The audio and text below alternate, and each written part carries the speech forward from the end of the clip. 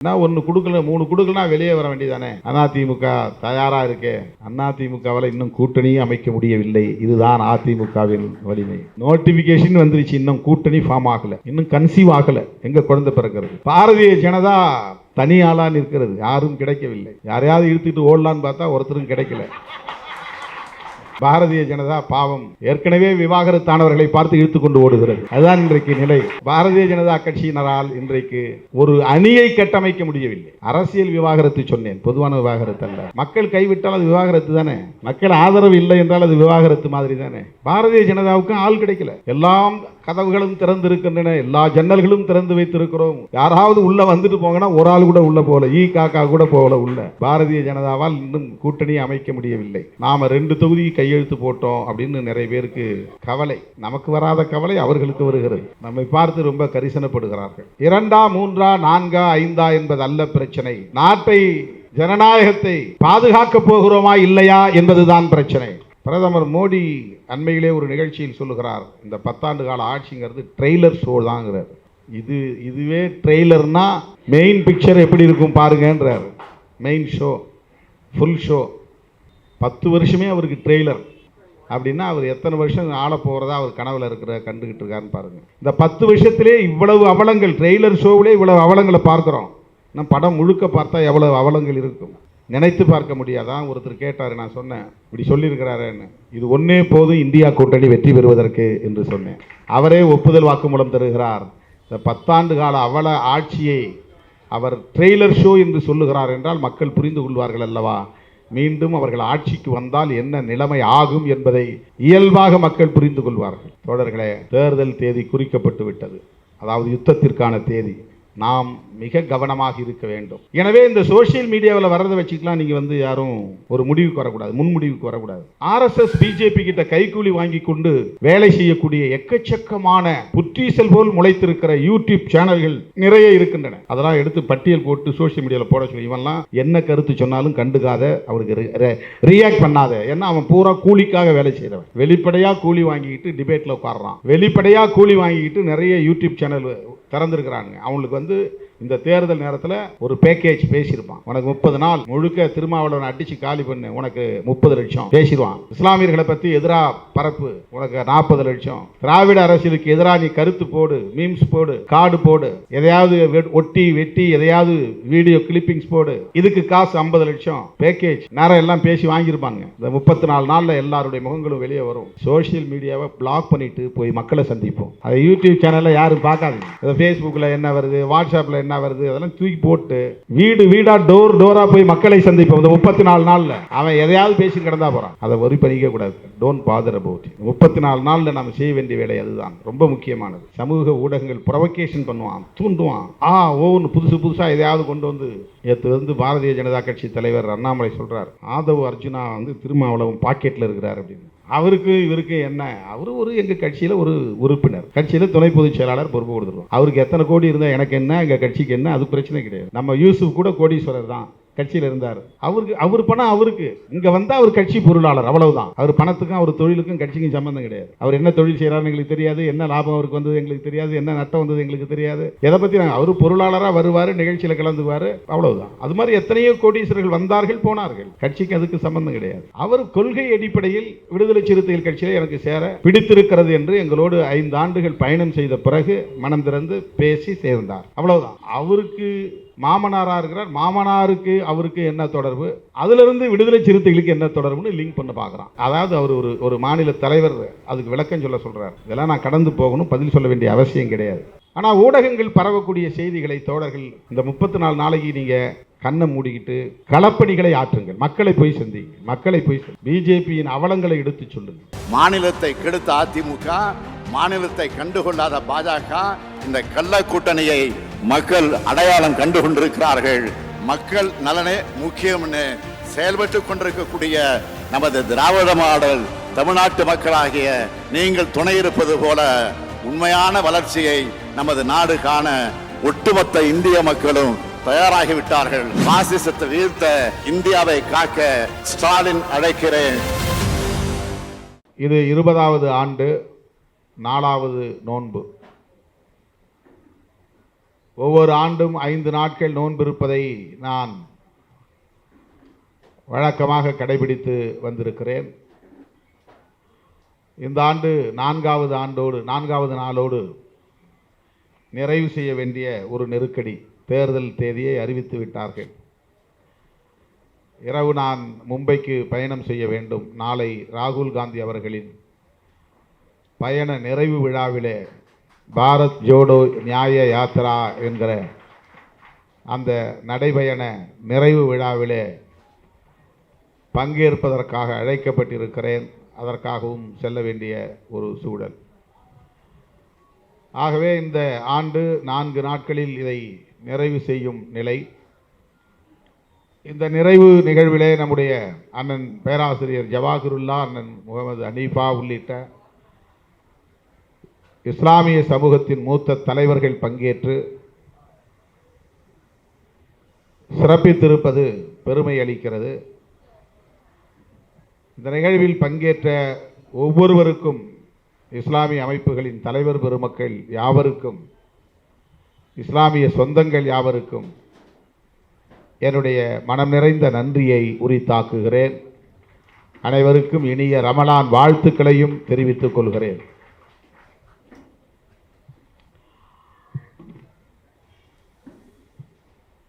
தேர்தல் தேதி அறிவிக்கப்பட்ட நிலையில் வெளியிலே வைக்கப்பட்டிருந்த விளம்பர தட்டிகளை கூட இந்த இஃப்தார் நிகழ்ச்சியை ஒட்டி வைக்கப்பட்டிருந்த விளம்பர தட்டிகளை எடுக்க வேண்டும் என்று காவல்துறை வந்து நெருக்கடி கொடுத்தது.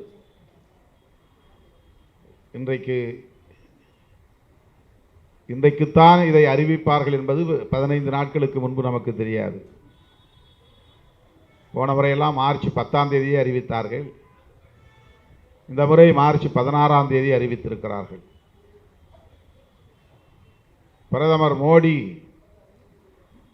தன்னுடைய சுற்றுப்பயணத்தை எல்லாம் முடித்து கொண்ட பிறகு அவருக்கு தோதாக, அவருக்கு வாகாக தேதியை தள்ளி போட்டு இன்றைக்கு அவர்கள் அறிவித்திருக்கிறார்கள். அப்படித்தான் அதை எண்ண தோன்றுகிறது. ஆகவே இப்போது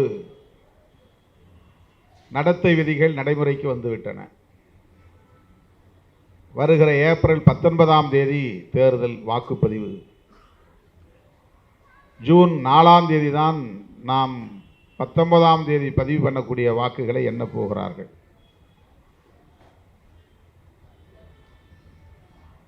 ஏறத்தாழ 45 நாட்களுக்கு மேலாக காத்திருக்க வேண்டும். இவ்வளவு பெரிய இடைவெளி கூடாது என்று நாம் அண்மையிலே ஒரு தீர்மானம் நிறைவேற்றினோம் உயர்நிலை குழுவிலே. 7 கட்டங்களாக தேர்தலை நடத்தக்கூடாது, 2 அல்லது 3 கட்டங்களிலேயே தேர்தலை நடத்தி முடிக்க வேண்டும். 10 அல்லது 15 நாள் இடைவெளியில் பதிவான வாக்குகளை எண்ண வேண்டும் என்று நாம் விடுதலை சிறுத்தைகள் கட்சியின் உயர்நிலை குழுவிலே தீர்மானம் நிறைவேற்றி மின்னணு வாக்குப்பதிவு எந்திரத்தை பயன்படுத்தினாலும் அத்துடன் விவிபேட் என்கிற ஒப்புகை சீட்டு எந்திரங்களை 100 விழுக்காடு இணைத்து, ஒவ்வொரு பெட்டியோடும் கட்டாயம் இணைத்து 55 லட்சம் இவிஎம் பயன்படுத்தப் போவதாக இன்றைக்கு தலைமை தேர்தல் ஆணையர் அறிவித்திருக்கிறார்.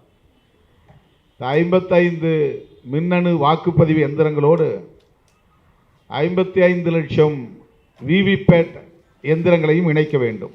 அதுதான் நம்முடைய கோரிக்கை, இந்தியா கூட்டணியின் கோரிக்கை.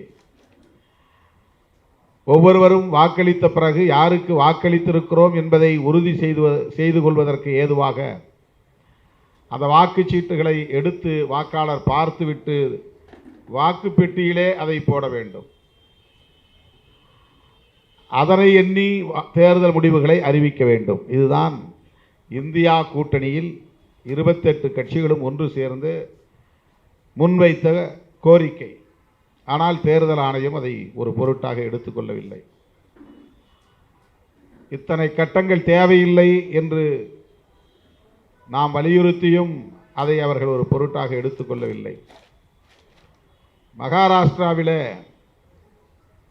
48 எம்பி தொகுதிகள் தான், நமக்கு 40. அந்த ஒரே மாநிலத்தில் 5 கட்டங்களாக தேர்தலை நடத்துகிறார்கள்.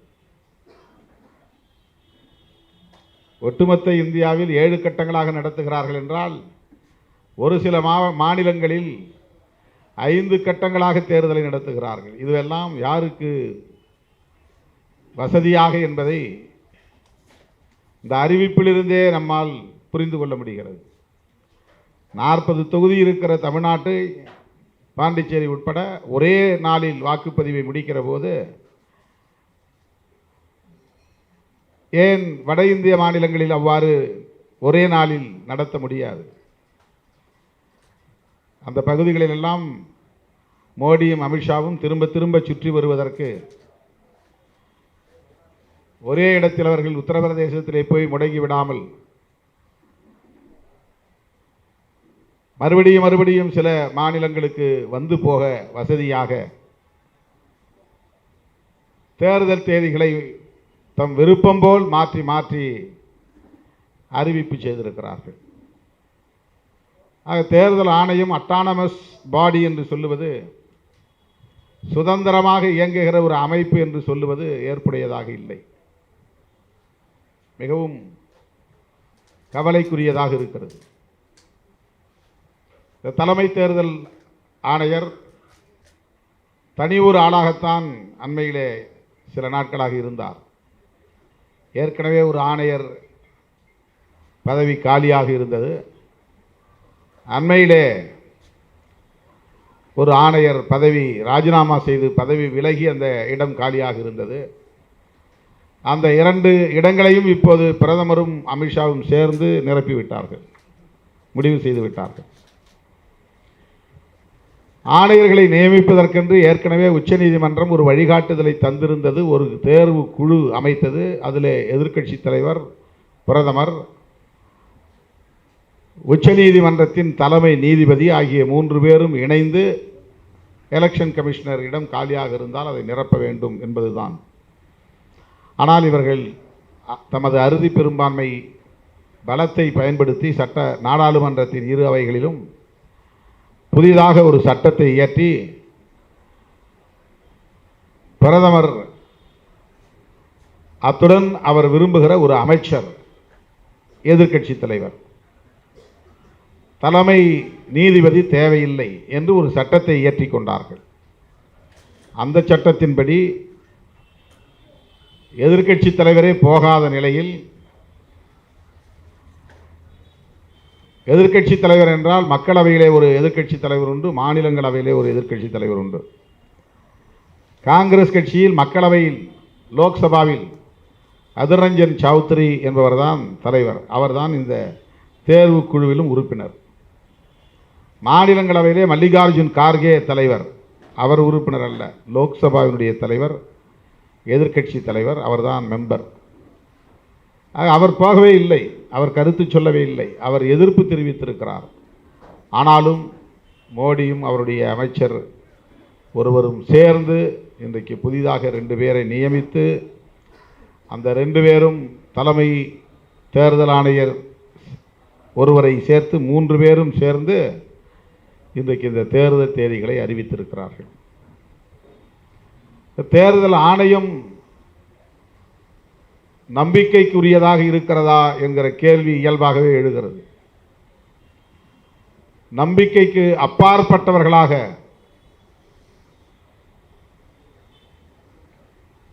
வெளிப்படையாக RSS உள்ளிட்ட சங்பரிவார் அமைப்புகளை ஆதரிக்கக்கூடியவர்களாக இருக்கிற நிலையில் இவர்கள் மின்னணு வாக்குப்பதிவு எந்திரத்தை எந்த அளவுக்கு நம்பகத்தன்மையோடு உருவாக்கி இருப்பார்கள் என்பது கேள்விக்குறியாக உள்ளது. BEL என்கிற ஒரு கம்பெனி, பாரத் எலக்ட்ரானிக்ஸ் லிமிடெட், அதில் இருக்கக்கூடிய அதிகாரிகளில் பலர் RSS இயக்கத்தை சார்ந்தவர்கள், அதில் உள்ள இயக்குநர்கள். அங்கேதான் இந்த EVM என்கிற எலக்ட்ரானிக் ஓட்டிங் மெஷின் தயாரிக்கப்படுகிறது. அதற்கான டிவைசஸ், வாக்குப்பதிவு எந்திரத்தை பயன்படுத்தும் போது அது எப்படி இயங்குகிறது என்பதை தீர்மானிக்கக்கூடிய ஒன்றுதான் டிவைஸ் என்று பெயர். அதை தயாரிக்கிற இடத்திலே ஆர்எஸ்எஸ் காரர்கள் இருக்கிறார்கள். அப்படி என்றால் யோசித்துக் கொள்ளுங்கள், சிந்தித்து பாருங்கள். கட்சி சார்பற்ற பல அமைப்புகளை சார்ந்த பொதுமக்கள் கடந்த ஓராண்டுக்கு மேலாக தொடர்ந்து ஜந்தர் மந்தரிலே பல்வேறு காலகட்டங்களில் பல்வேறு போராட்டங்களை நடத்தி கொண்டே இருந்தார்கள். மின்னணு வாக்குப்பதிவு எந்திரம் கூடாது, பழைய பேலட் சிஸ்டம் வாக்குச்சீட்டு முறைதான் வேண்டும். இப்போது இருக்கிற பிரதமர் மக்களால் தேர்ந்தெடுக்கப்பட்ட பிரதமர் அல்ல, இவிஎம்மால் தேர்ந்தெடுக்கப்பட்ட பிரதமர், தில்லுமுள்ளு செய்து தேர்ந்தெடுக்கப்பட்ட பிரதமர் என்று திருமாவளவன் சொல்லவில்லை. கட் பண்ணி போடுவாங்க வீடியோ கிளிப்பிங்ஸ். அப்படி போட்டாலும் ஒன்றும் பிரச்சனை இல்லை, சொல்லுகிறேன்.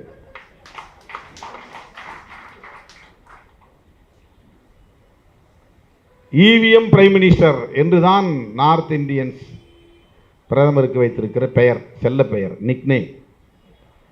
அவர் பீப்புள்ஸ் பிரைம் மினிஸ்டர் அல்ல, இவிஎம் பிரைம் மினிஸ்டர் என்று கட்சி சார்பற்றவர்கள் குரல் கொடுக்கிறார்கள். ஆகவேதான் விடுதலை சிறுத்தைகள் கட்சியின் சார்பிலே ஜனவரியில் ஒரு போராட்டம், பிப்ரவரியில் ஒரு போராட்டம் என்று இவிஎம் தொடர்பாக இந்தியாவிலேயே அடுத்தடுத்த மாதங்களில் 2 போராட்டங்களை நடத்திய இயக்கம் விடுதலை சிறுத்தைகள் கட்சி. அருமை தோழர்களே, இந்த மின்னணு வாக்குப்பதிவு எந்திரத்தில் விவிபேட் என்கிற எந்திரத்தை இணைத்து ஒப்புகை சீட்டை பெற்று வாக்குப்பெட்டியிலே போட்டு அவற்றை எண்ணி தேர்தல் முடிவை அறிவிக்க வேண்டும் என்கிற பொதுமக்களின் கோரிக்கையை இந்த தேர்தல் ஆணையம் ஏற்கவில்லை, புறக்கணித்து விட்டது. தலைமை தேர்தல் ஆணையராக இருந்தாலும் இப்போது நியமிக்கப்பட்டிருக்கிற ஆணையராக இருந்தாலும் இவர்களெல்லாம் இந்த பதவியிலே தங்களை நியமித்தவர்கள் இவர்கள்தான் என்று சங்பரிவார்கள் மீது மிகுந்த விசுவாசத்தோடு இருக்கக்கூடியவர்கள். விசுவாசம் என்றால் வடமொழியிலே விசுவாசம் என்றால் தமிழிலே நம்பிக்கைக்கு உரியவர்கள் என்று பொருள். விசுவாசம் என்கிற சொல்லுக்கு பெயர் நம்பிக்கை, நன்றி கலந்த நம்பிக்கை, நன்றியுடன் சேர்ந்த நம்பிக்கை, நம்பகத்தன்மை. நமக்கு விசுவாசமாக இருப்பான்னா ரொம்ப நம்பிக்கையோடு இருப்பான் அப்படின்னு பொருள். அது தமிழ் சொல் இல்லை. ஆகவே தலைமை தேர்தல் ஆணையர், புதிதாக நியமிக்கப்பட்டிருக்கிற 2 தேர்தல் ஆணையர்கள் இயல்பாக இந்த பதவியில் தங்களை அமர்த்திய மோடிக்குத்தானே விசுவாசமாக இருப்பார்கள், பாரதிய ஜனதா கட்சிக்குத்தானே விசுவாசமாக இருப்பார்கள், ஆர்எஸ்எஸ் இயக்கத்திற்குத்தானே விசுவாசமாக இருப்பார்கள். ஆக அவர்கள் உருவாக்கிய இவிஎம், அவர்கள் அறிவிக்கிற தேர்தல், அவர்கள் நடத்தப் போகிற தேர்தல், வேறு வழியில்லை. மக்கள் மீது நம்பிக்கை வைத்து நாம் களத்திற்கு போகிறோம்.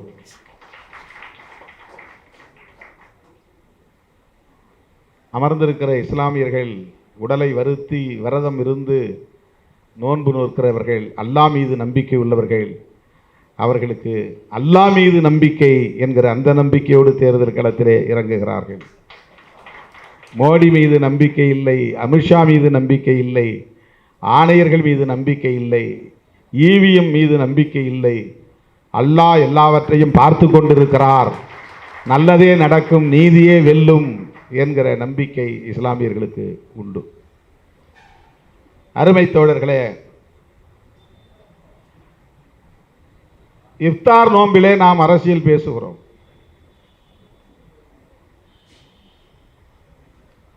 இஃப்தார் நோம்பில் அரசியல் தான் பேச வேண்டும்.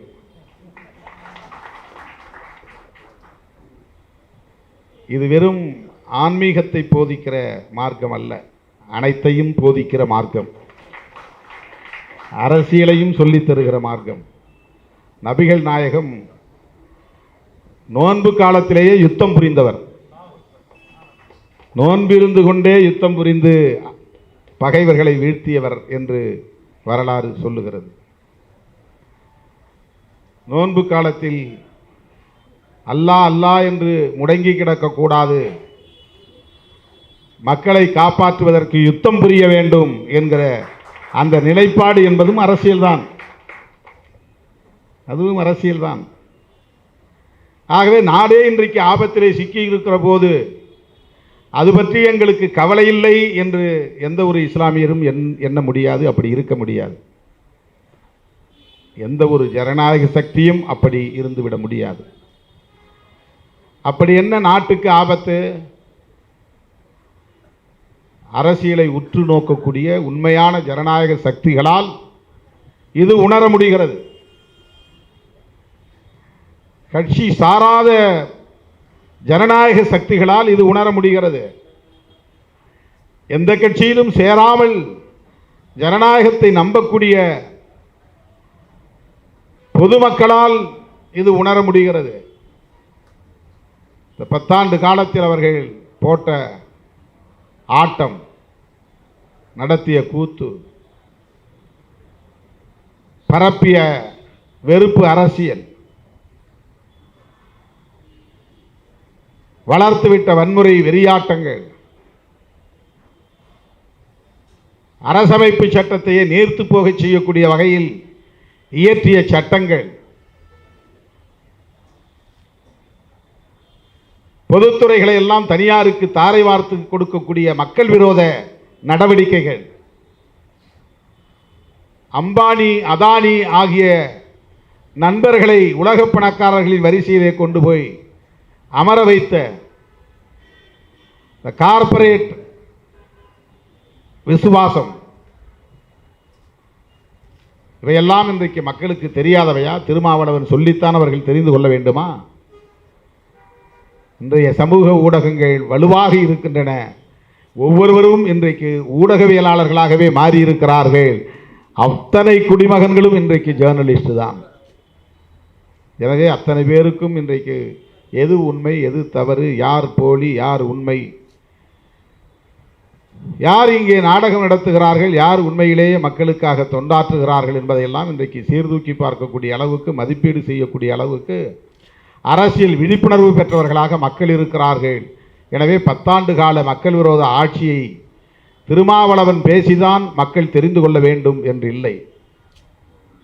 ஏற்கனவே அறிந்து வைத்திருக்கிறார்கள், புரிந்து வைத்திருக்கிறார்கள். ஈவிஎம் தில்லுமுள்ளு மட்டும் நடக்காமல் இருந்தால் மக்கள் அவர்களை தூக்கி எறிவார்கள், எந்த சந்தேகத்திற்கும் இடமில்லை. மக்கள் ஏற்கனவே அந்த முடிவுக்கு வந்து விட்டார்கள். இவர்கள் சொல்லுகிற பெரும்பான்மை இந்துக்களே அந்த முடிவுக்கு வந்து விட்டார்கள்.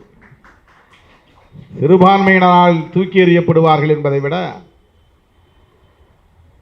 இடதுசாரிகளால் தூக்கி எறியப்படுவார்கள் என்பதை விட காங்கிரசாரால் தூக்கி எறியப்படுவார்கள் என்பதை விட பெரும்பான்மை இந்துக்களால் தூக்கி எறியப்படுவார்கள்.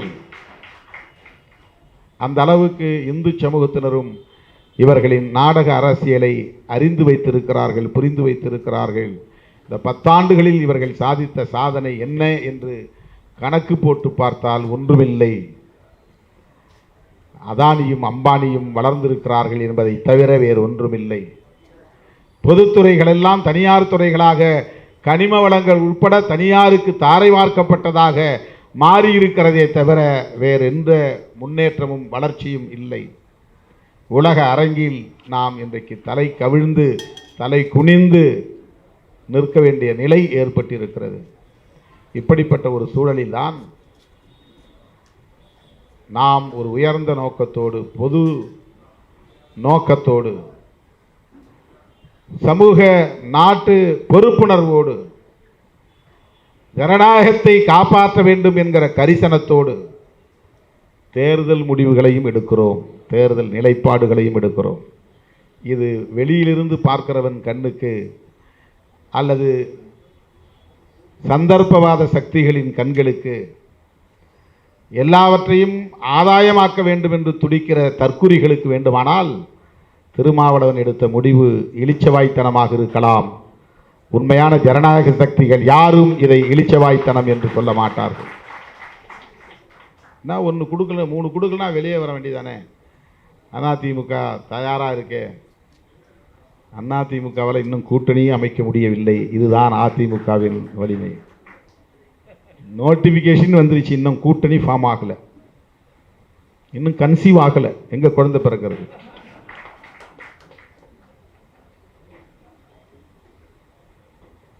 பாரதிய ஜனதா தனியாளா நிற்கிறது, யாரும் கிடைக்கவில்லை.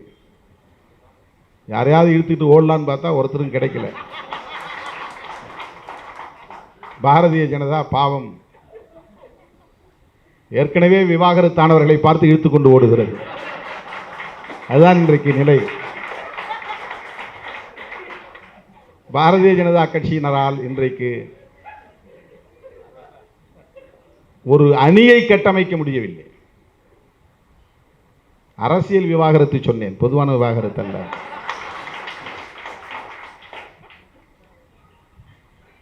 மக்கள் கைவிட்டால் அது விவாகரத்து தானே. மக்கள் ஆதரவு இல்லை என்றால் அது விவாகரத்து மாதிரி தானே. பாரதிய ஜனதாவுக்கு ஆள் கிடைக்கல.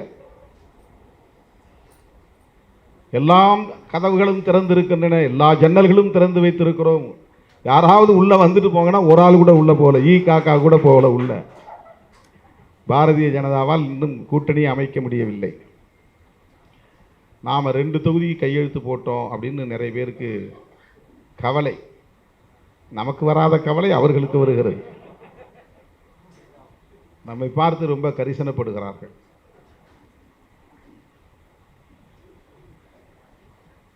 இரண்டா, மூன்றா, நான்கா, ஐந்தா என்பது அல்ல பிரச்சனை. நாட்டை, ஜனநாயகத்தை பாதுகாக்கப் போகிறோமா இல்லையா என்பதுதான் பிரச்சனை. ஜனநாயகத்திற்கு ஆபத்து, அரசமைப்பு சட்டத்திற்கு ஆபத்து, விளிம்பு நிலை மக்களின் ஜனநாயக உரிமைகளுக்கு ஆபத்து, ஒட்டுமொத்தமாக தேசத்துக்கு ஆபத்து. பிரதமர் மோடி அண்மையிலே ஒரு நிகழ்ச்சியில் சொல்லுகிறார், இந்த 10 ஆண்டு கால ஆட்சிங்கிறது ட்ரெய்லர் ஷோ தாங்கிறார். இதுவே ட்ரெய்லர்னா மெயின் பிக்சர் எப்படி இருக்கும் பாருங்கன்றார். Main show, full show.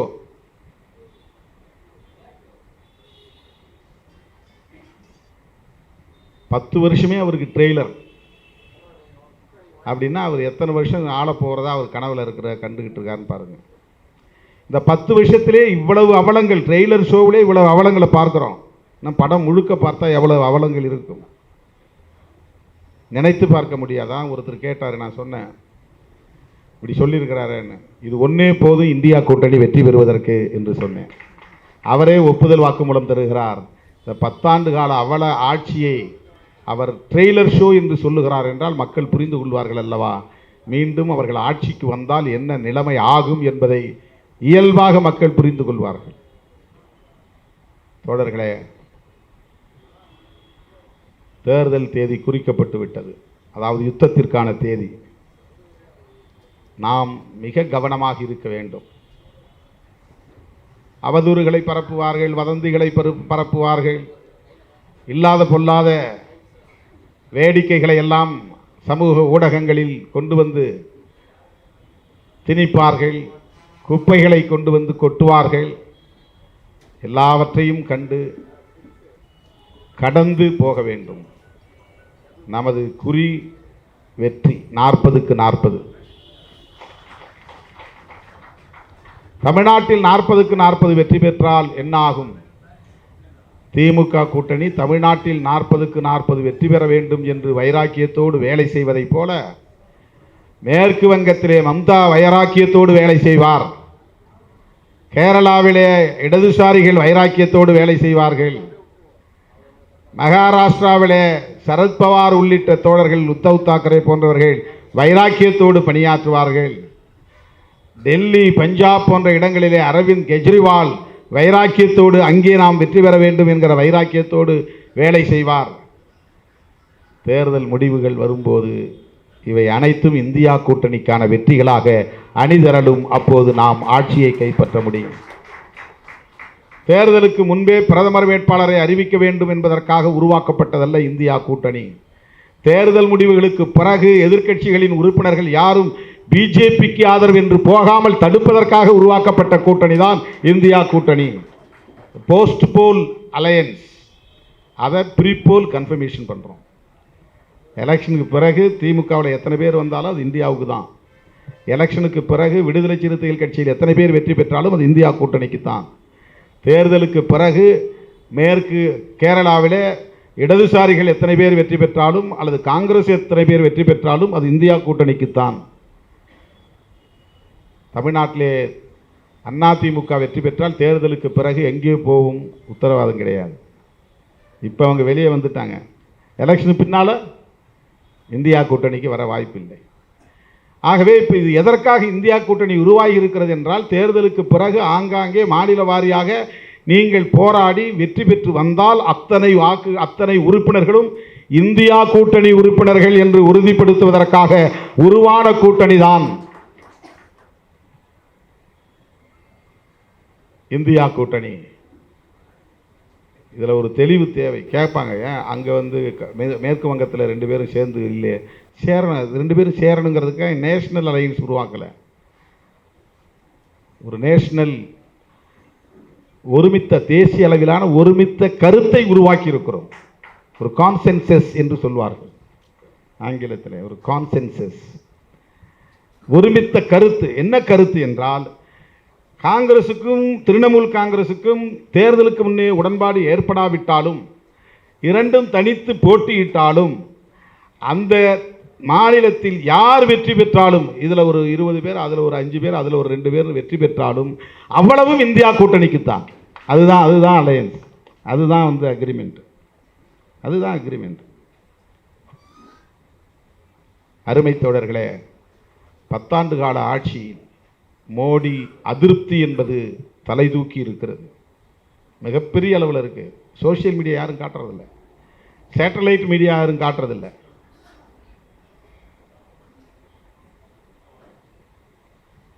ராகுல் காந்தியினுடைய இந்த நியாய யாத்திராவில் வந்து லட்சக்கணக்கான மக்கள் நாள்தோறும் அவரை சந்திக்கிறார்கள். எந்த சேட்டலைட் மீடியாவும் காட்டுறதில்லை, எல்லாம் பிளாக் பண்ணுறான். சோசியல் மீடியாவில் பெருசாக அதுக்கு முக்கியத்துவம் தர்றதில்லை. திட்டமிட்டபடி செய்கிறார்கள். எனவே இந்த சோசியல் மீடியாவில் வர்றதை வச்சுக்கலாம் நீங்கள் வந்து யாரும் ஒரு முடிவுக்கு வரக்கூடாது, முன்முடிவுக்கு வரக்கூடாது. ஆர்எஸ்எஸ் பிஜேபி கிட்ட கைக்கூலி வாங்கி கொண்டு வேலை செய்யக்கூடிய எக்கச்சக்கமான புற்றீசல் போல் முளைத்திருக்கிற யூடியூப் சேனல்கள் நிறைய இருக்கின்றன. அதெல்லாம் எடுத்து பட்டியல் போட்டு சோசியல் மீடியாவில் போட சொல்லி, இவன்லாம் என்ன கருத்து சொன்னாலும் கண்டுக்காத, அவருக்கு ரியாக்ட் பண்ணாத. ஏன்னா அவன் பூரா கூலிக்காக வேலை செய்கிறவன். வெளிப்படையாக கூலி வாங்கிக்கிட்டு டிபேட்டில் உட்காடுறான். வெளிப்படையாக கூலி வாங்கிக்கிட்டு நிறைய யூடியூப் சேனல் திறந்துருக்கிறாங்க. அவங்களுக்கு வந்து இந்த தேர்தல் நேரத்தில் ஒரு பேக்கேஜ் பேசியிருப்பான். உனக்கு 30 நாள் முழுக்க திருமாவளவனை அடித்து காலி பண்ணு, உனக்கு 30 லட்சம் பேசிடுவான். இஸ்லாமியர்களை பற்றி எதிராக பரப்பு, உனக்கு 40 லட்சம். திராவிட அரசியலுக்கு எதிராக நீ கருத்து போடு, மீம்ஸ் போடு, கார்டு போடு, எதையாவது ஒட்டி வெட்டி எதையாவது வீடியோ கிளிப்பிங்ஸ் போடு, இதுக்கு காசு 50 லட்சம் பேக்கேஜ். நேரம் எல்லாம் பேசி வாங்கியிருப்பாங்க. இந்த 34 நாளில் எல்லாருடைய முகங்களும் வெளியே வரும். சோஷியல் மீடியாவை பிளாக் பண்ணிவிட்டு போய் மக்களை சந்திப்போம். அதை யூடியூப் சேனலில் யாரும் பார்க்காதீங்க. அதை ஃபேஸ்புக்கில் என்ன வருது, வாட்ஸ்அப்பில் என்ன வருது, அதெல்லாம் தூக்கி போட்டு வீடு வீடாக டோராக போய் மக்களை சந்திப்போம். இந்த 34 நாளில் அவன் எதையாவது பேசி கிடந்தா போகிறான். அதை வரி பண்ணிக்கக்கூடாது. Don't bother about it. 34 நாளில் நம்ம செய்ய வேண்டிய வேலை அதுதான் ரொம்ப முக்கியமானது. சமூக ஊடகங்கள் ப்ரொவகேஷன் பண்ணுவான், தூண்டுவான். ஒவ்வொன்று புதுசாக எதையாவது கொண்டு வந்து. நேற்று வந்து பாரதிய ஜனதா கட்சி தலைவர் அண்ணாமலை சொல்கிறார், ஆதவ் அர்ஜுனா வந்து திருமாவளவன் பாக்கெட்டில் இருக்கிறார் அப்படின்னு. அவருக்கு இவருக்கு என்ன? அவர் எங்கள் கட்சியில் ஒரு உறுப்பினர், கட்சியில் துணை பொதுச் செயலாளர் பொறுப்பு கொடுத்துருவோம். அவருக்கு எத்தனை கோடி இருந்தால் எனக்கு என்ன, எங்கள் கட்சிக்கு என்ன, அது பிரச்சனை கிடையாது. நம்ம யூசுப் கூட கோடீஸ்வரர் தான், கட்சியில் இருந்தார். அவர் பணம் அவருக்கு, இங்கே வந்தால் அவர் கட்சி பொருளாளர், அவ்வளவுதான். அவர் பணத்துக்கும் அவர் தொழிலுக்கும் கட்சிக்கும் சம்மந்தம் கிடையாது. அவர் என்ன தொழில் செய்கிறாருன்னு எங்களுக்கு தெரியாது, என்ன லாபம் அவருக்கு வந்தது எங்களுக்கு தெரியாது, என்ன நட்டம் வந்தது எங்களுக்கு தெரியாது. எதை பற்றி நாங்கள், அவர் பொருளாளராக வருவார், நிகழ்ச்சியில் கலந்துவார், அவ்வளவுதான். அது மாதிரி எத்தனையோ கோடீஸ்வரர்கள் வந்தார்கள் போனார்கள், கட்சிக்கு அதுக்கு சம்பந்தம் கிடையாது.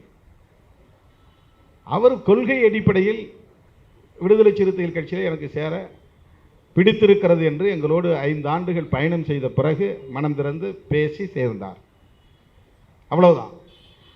அவருக்கு மாமனாராக இருக்கிறார். மாமனாருக்கு அவருக்கு என்ன தொடர்பு, அதிலிருந்து விடுதலை சிறுத்தைகளுக்கு என்ன தொடர்புன்னு லிங்க் பண்ண பார்க்குறான். அதாவது அவர் ஒரு மாநில தலைவர் அதுக்கு விளக்கம் சொல்ல சொல்கிறார். இதெல்லாம் நான் கடந்து போகணும், பதில் சொல்ல வேண்டிய அவசியம் கிடையாது. ஆனால் ஊடகங்கள் பரவக்கூடிய செய்திகளை தோழர்கள் இந்த 34 நாளைக்கு நீங்கள் கண்ணை மூடிக்கிட்டு களப்பணிகளை ஆற்றுங்கள். மக்களை போய் சந்திங்க, மக்களை போய் சொல்லுங்கள். பிஜேபியின் அவலங்களை எடுத்து சொல்லுங்கள். அதுதான் ரொம்ப முக்கியம். இஸ்லாமியர்களுக்கு இந்த ஊடகத்தின் வாயிலாக இப்போது நான் விடுக்கிற வேண்டுகோள், கிறித்தவர்களுக்கும் நான் விடுக்கிற வேண்டுகோள், கடந்த காலங்களில் நடந்த தேர்தல்களுக்கும் இந்த தேர்தலுக்கும் மிகப்பெரிய வித்தியாசம் உண்டு. இந்த தேர்தல் நாட்டை காப்பதற்கான பெரிய யுத்தம். இது மக்கள் நடத்துகிற யுத்தம். இது ஒவ்வொரு வாக்கும் முக்கியமானது, ஒவ்வொரு வாக்கும் முக்கியமானது. என் தம்பி துபாயில் இருக்கிறான், என் மச்சான் சவுதி அரேபியாவில் இருக்கிறான், அதனால் அவனெல்லாம் இப்போ கூப்பிட்டு வர முடியாது, அது பரவாயில்ல, இங்கே இருக்கிற நாங்கள் ஓட்டு போட்டால் போதும் அப்படின்லாம் நினைக்கக்கூடாது. 34 நாளில் அங்கே அரேபியா நாட்டில் யாரும் எந்த முஸ்லீமும் இருக்கக்கூடாது, வந்து இறங்கணும் தமிழ்நாட்டுக்குள்ளே. இது என்னுடைய வேண்டுகோள். ஒரு ஓட்டு கூட வீணாகக்கூடாது, என்னுடைய வேண்டுகோள் இது. அந்த மாதிரி இல்லங்களில் இருக்கிற தாய்மார்களும் இந்த தேர்தலுக்கு கட்டாயம் எல்லாரையும் விட முன்னால் வந்து முதலிலே வந்து நின்று வாக்களிக்க வேண்டும். ஒரு ஓட்டு கூட சிந்தக்கூடாது, சிதறக்கூடாது.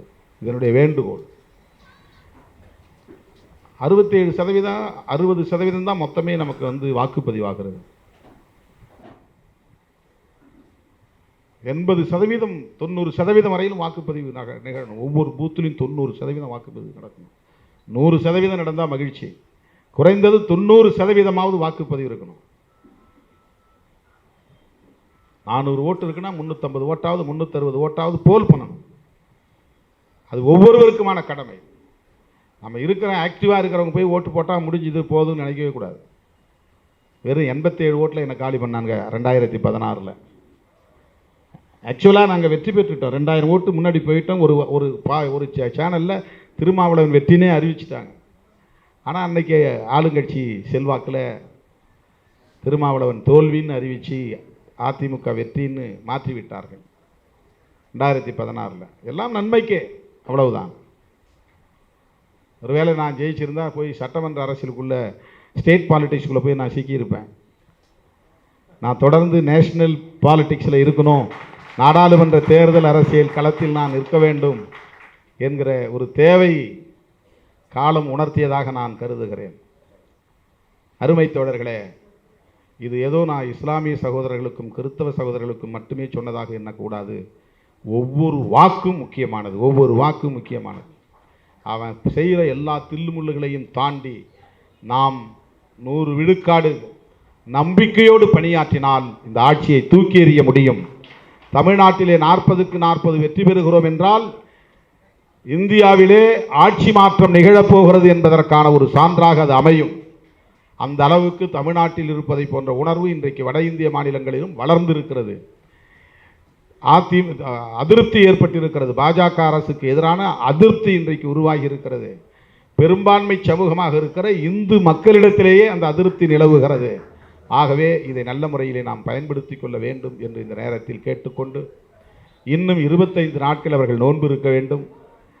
இந்த நோன்பு வெற்றிகரமாக அமைந்திட அனைத்து இஸ்லாமிய சொந்தங்களுக்கும் லட்சோபலட்சக்கணக்கான விடுதலை சிறுத்தைகளின் சார்பில் இனிய ரமலான் வாழ்த்துக்களை கூறி வாய்ப்புக்கு நன்றி கூறி முடிக்கிறேன். நன்றி, வணக்கம்.